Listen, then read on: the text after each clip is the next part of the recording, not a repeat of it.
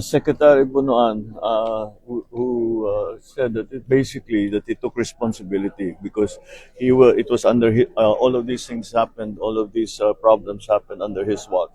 So, under the principle of command responsibility, he felt that he should leave his post. So, and why Vince Dizon? Because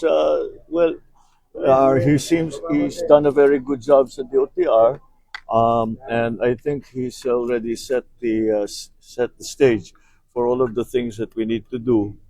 So pwede na niyang iwanan and go to public works because he's also familiar with the workings of the Department of Public Works and Highways. Yes, we are putting together the EO that will create the independent commission. The independent commission will be the investigative arm, so that they will continue to investigate whatever information is received. It will be sent to them. They will investigate it, and they will make recommendations as to how to proceed, whether kasuhan itong mga ito or i-ombudsman o dalhin sa DOJ, whatever it is. But they will recommend to the executive what to do with certain parties uh, who have been found to be